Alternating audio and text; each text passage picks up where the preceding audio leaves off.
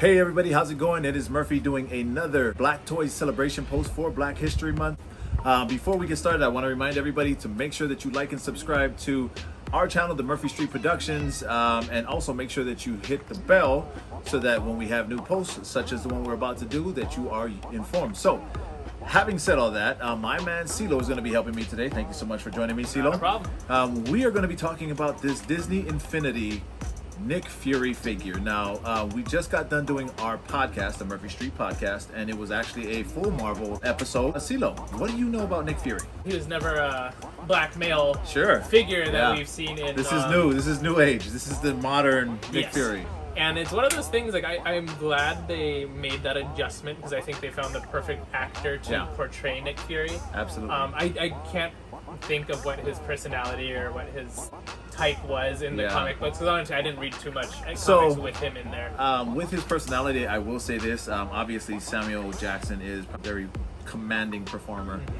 Nick Fury definitely had that attitude type of thing. I would not say that he's as big as a performer, but I will say this, Samuel L. Jackson captures that persona perfectly. It's a persona I would think he would have. Yes. Like it is like made for him. As the acting director of espionage. It's kind of funny because the original Nick Fury kind of looks like J. Jonah Jameson, but also the other thing is he flies around with, he has a jetpack. I'm waiting for that to come out at some point. I'm sure there will be a teaser or like an Easter egg somewhere. He mentions a jetpack or something. If that happens, I can see Samuel L. Jackson like, I'm not using that. You know, like, but yeah, I'm waiting for that to happen. But nonetheless, Samuel L. Jackson was a fantastic cast for the Nick Fury character.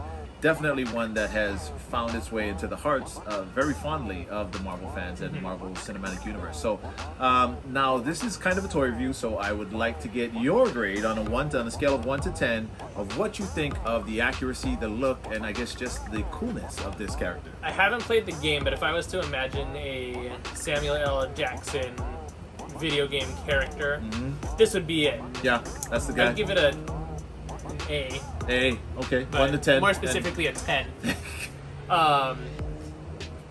The one knock, and of course it's because he's a video game. Is he doesn't have the jetpack. Well, that. Actually, no, and I they think made him super jacked in this. I mean, he's not super jacked. He's still wearing a trench coat. Check those calves out. You can't. Oh, okay, you're right.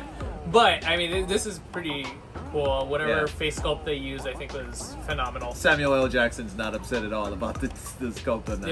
Yeah, he looked pretty legit. In all honesty, like, more figures should be made with that much detail on the face. Yeah, well, I will say this, like the Infinity line was so awesome that they actually, so they discontinued the game itself, Disney Infinity, and I know you know about that. But the figures themselves have gotten so much acclaim, so much attention that they continued it with the Disney Infinity Toy Box line. So you're absolutely right. Because of the fact that they do such great detail work, Disney Infinity has been able to kind of spin off from, I guess, the perils of being bankrupted. But for me, I give this figure a 10 as well. As far as playing with him, I give him like a 5, but we won't talk about that.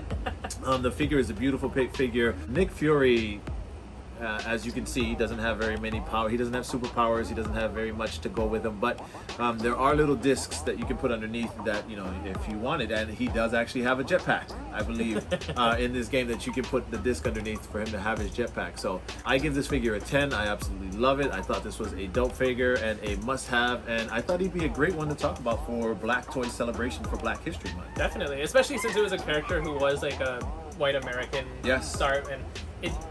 You know, sometimes you worry in movies like they're just trying to replace someone, but in this case it was just like such an amazing fit for the character. Like there was so much purpose behind picking him over someone who looks like J. Jonah Jameson to just kind of fill in the role because he looks like him, you know? Yeah. Again, Matthew McConaughey probably could have did it, but Samuel L. Jackson. That would have been horrible. Yeah. Nonetheless, a great figure for our Black Toys History Month. So you can catch us on Spreaker, on Apple Podcast, iHeartRadio, and Spotify. Also, don't forget, once again, to like and subscribe to our Murphy Street Productions. There you can catch all of our videos. You catch me, CeeLo, also our friend Bronson. And other than that, you guys, until we see you next time, don't forget your slippers. Aloha. Aloha.